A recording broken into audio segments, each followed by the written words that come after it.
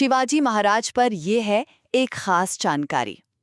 अच्छा, क्या आप जानते हैं कि भारत के एक महानतम योद्धा को, जिनका जन्म लगभग 19 फरवरी 1630 को शिवनेरी किले में हुआ, अपने राज्याभिषेक के लिए सामाजिक मुश्किलों से भी जूझना पड़ा था? तो देखिए, शिवाजी 17वीं सदी के वो कमाल के भारतीय शासक थे जिन्होंने न सिर्फ बीजापुर सल्तनत बल्कि ताकतवर मुगल साम्राज्य को भी चुनौती दी और एक स्वतंत्र मराठा साम्राज्य की नींव रखी। पहला, बीजापुर सल्तनत को उनकी शुरुआती चुनौती। देखिए, छोटी उम्र में ही उन्होंने तोरणा जैसे किले जीत लिए थे।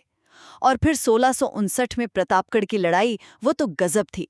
उन्होंने बड़ी चालाकी और हिम्मत से बीजापुरी सेनापति अफजल खान को हराया, जिससे उनका दबदबा एकदम पक्का हो गया। ये उनकी स्ट्रैटेजिक सोच का बेहतरीन उदाहरण है ना? दूसरा, मुगलों से उनका संघर्ष और समझौता।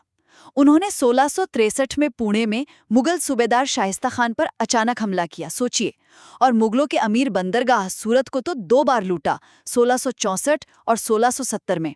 हाँ, ये सच है कि 1665 में पुरंदर की संधि के तहत उन्हें मुगलों की अधीनता माननी पड़ी और आगरा में नजरबंद भी हुए। पर वहां से भी वो 1666 में बड़ी होशियारी से निकल भागे, कमाल की बात है। और आखिर में छत्रपति के रूप में उनका शासन और प्रशासन। अब सोचिए, सामाजिक विरोध के बावजूद वाराणसी के पंडित गागा भट्ट की मदद से 6 जून सन 1674 को रायगढ़ किले में उनका राज्याभिषेक हुआ और वो छत्रपति कहलाए।